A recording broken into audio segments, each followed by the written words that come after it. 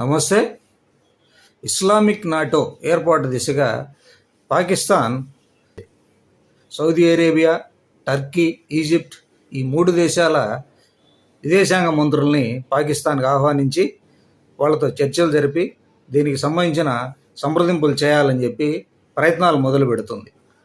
Islamic NATO అనేది అవసరం ఏంటి? దీన్ని ఏర్పాటు చేసుకోవాల్సిన అవసరం ఏంటి?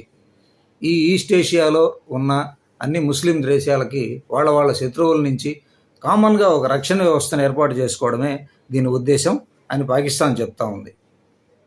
సౌదీ అరేబియా ఇతర ఈస్ట్ ఏషియా దేశాల్లో చాలా దేశాల్లో అమెరికా తమ మిలిటరీ స్థావరాలను ఏర్పరిచింది. దానికి కారణం ఆయా దేశాలకు రక్షణ ఇస్తూ అమెరికా యొక్క మిలిటరీ అవసరాలు టోటల్గా గ్లోబ్ మొత్తం మీద ఉన్న మిలిటరీ అవసరాలు తీర్చుకునే దానికోసం కొన్ని అగ్రిమెంట్స్ చేసుకొని ఈస్ట్ ఏషియాలోని ఆల్మోస్ట్ అన్ని దేశాల్లో వాళ్ళ మిలిటరీ స్థావరాలు ఏర్పరచుకొని ఉన్నారు. అమెరికా వాళ్ళు ఆల్రెడీ రక్షణ పొందుతూ ఉంటే పాకిస్తాన్ కొత్తగా ఇప్పుడు ఈ దేశాలన్నింటినీ ఒకటిగా చేసి ఒక మిలిటరీ శక్తిగా ఏర్పాటు చేయాలని ప్రయత్నం చేయడం, దాని వెనక వాళ్ళందరూ నడవడం అనేది జరుగుతుందా? అది కూడా అనుమానమే. టర్కీ అయితే ఆల్రెడీ ప్రజెంట్ ఉన్న నాటో దేశాల కూటమిలో ఉంది, వాళ్ళకి ఆ రక్షణ కల్పించబడి ఉంది. వాళ్ళు అది వదులుకొని దీనికి వస్తారా, లేకపోతే అదనంగా రక్షణ కోసం ఇక్కడికి వస్తారా అనేది కూడా చూడాలి. ఇంకొక ఏంటంటే, పాకిస్తాన్ లాంటి ఒక దేశాన్ని నమ్మి వాళ్ళ రక్షణ బాధ్యతలు, వాళ్ళకున్న డిఫెన్స్ వ్యవస్థలు అన్నింటినీ వీళ్ళకి అప్పచెప్పి ఒక కొత్త కూటమిగా ఏర్పడి అందులో చేరతారా? ఎందుకంటే ఇక్కడున్న గవర్నమెంటు ఎంతవరకు స్టెబిలైజ్డ్, ఆర్మీ ఎంతవరకు నమ్మవచ్చు అలాంటి అనుమానాలు ఉన్నాయి. ఎందుకంటే పాకిస్తాన్కి న్యూక్లియర్ పవర్ అనేది ఉంది, అది ఒక్కటే దానికి ఉన్న క్వాలిఫికేషన్. ఆర్థిక వ్యవస్థ సరిగా లేదు, ఆర్థిక బలం అనేది లేనే లేదు, ఎక్కువ అప్పులు, మాట మీద నిలబడలేనటువంటి దేశం అది. నాయకత్వాలేమి, స్టెబిలైజేషన్ ఉండదు. ఒక ప్రభుత్వం ఏర్పడాక 4 ఏళ్ళు కానీ 5 ఏళ్ళు కానీ స్టెబిలైజ్డ్గా ఉంటుందా అనేది అక్కడ జరగదు. నాయకత్వ లోపం ఎక్కువ ఉంది అక్కడ.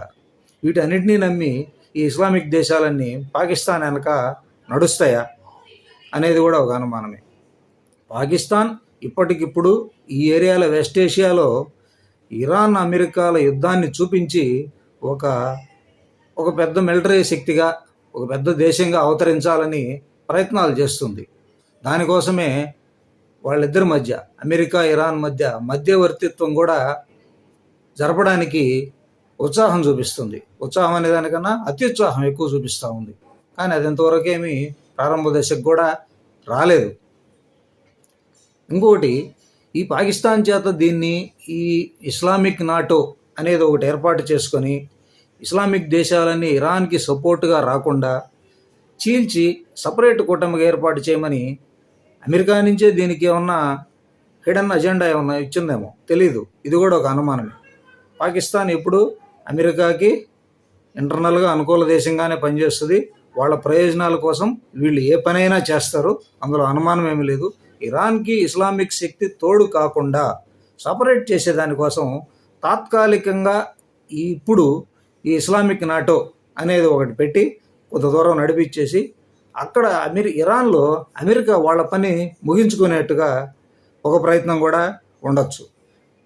సో ఈ యాంగిల్లో కూడా పాకిస్తాన్ని నమ్మేదానికి లేదు.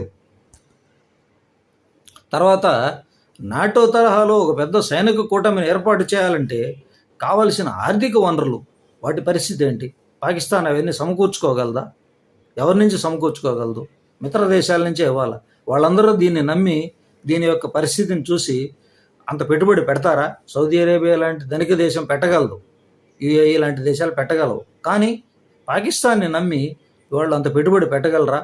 పెట్టిన తర్వాత తీరా కూటమి ఏర్పాటైన తర్వాత పాకిస్తాన్ వీళ్ళని బ్లాక్మెయిల్ చేసే స్థాయికి వెళ్ళిపోతుంది.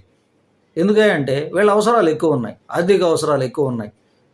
ప్రపంచంలో ఈ అందరి దేశాల కన్నా ఎక్కువ శత్రు దేశాలు ఉన్నది పాకిస్తాన్కి కూడా ఎక్కువే. సో దీని అవసరాల కోసం వాళ్ళందరినీ యుద్ధాల్లోకి దించి మా కోసం పోరాడండి అని చెప్తే వాళ్ళు చేస్తారా? ఈ మాత్రం ముందు చూపు వాళ్ళకు ఉండదా? అది కూడా చూసుకోవాలా. వీటన్నిటిని బట్టి పరిశీలించి చూస్తే ఇస్లామిక్ నాటో ఏర్పాటు అనేది చాలా కష్టమైన పని. ఇంకొకటి, వీళ్ళు ఎప్పుడైతే ఒక జట్టుగా ఏర్పడతారో వీళ్ళకి ఇతర దేశాలతో ఉన్న సంబంధాల్లో ఈక్వేషన్స్ సమీకరణాలు మారిపోతాయి. ఇవన్నీ ఎందుకంటే ఈ అరబ్ దేశాలన్నీ స్వయం సమృద్ధి సాధించిన దేశాలు కాదు. ఎందుకంటే వాళ్ళకి ఆయిల్ దొరుకుతుంది ఒకరికి, ఇంకొకరికి గ్యాస్ ఎక్కువ దొరుకుతుంది, ఇంకొకరికి నీళ్లు దొరకవు, ఇంకొకరికి పంటలు పండవు, ఇంకొకరికి బియ్యం దొరకవు, గోధుమలు దొరకవు. సో ఎక్కువ శాతం ఆహార పదార్థాలు, మందులు, ఇతర నిత్యావసర సరుకులు అన్నీ ఇతర దేశాల నుంచి ఎక్కువగా రావాల్సి ఉంటుంది. వాళ్ళకి అక్కడ ఉన్నది ఒకే ఒక వనరు ఏంటంటే ఆయిల్, గ్యాస్. ఇవి రెండు తప్పితే ఏవో కొద్ది కొద్దిగా పంటలు పండొచ్చు, కానీ వాళ్ళ అవసరాలకి, వాళ్ళ లగ్జరీ విలాసాలకి సంబంధించిన ఇతర ఉత్పత్తులన్నీ బయట దేశాల నుంచే రావాల్సి వస్తుంది. వీళ్ళు ఎప్పుడైతే ఒక పెద్ద కూటమి కడతారో బయట దేశాల నుంచి ఉన్న రిలేషను, ఈక్వేషన్స్ మారిపోతాయి, ట్యాక్సులు మారిపోతాయి, ట్యాక్సేషన్ మారిపోద్ది, కండిషన్స్ పెడతారు వాళ్ళు. ఎప్పుడు ఆ కండిషన్స్ అన్నిటికీ తగ్గి వాళ్ళు కొత్త విధానాన్ని ఏర్పాటు చేసుకోవాల్సి ఉంటుంది. ఆ కొత్త విధానాలని కొత్త ప్రపంచంలోకి వాళ్ళ దేశాలను తీసుకెళ్తారా? కేవలం పాకిస్తాన్ లాంటి దేశాన్ని గుడ్డిగా నమ్మి ఈ కొత్త విధానాల్లోకి నడిపిస్తారా? అది చాలా రిస్క్తో కూడిన పని. దీని మీద చాలా లోతైన విచారణ చేసుకుంటే కానీ ఈ ఇస్లామిక్ నాటో ఏర్పాటు అనేది చాలా కష్టం. కానీ ఇది ఎంతవరకు సఫలీకృతం అవుతుందా పాకిస్తాన్ అనేది ముందు ముందు చూడాల్సి ఉంటుంది.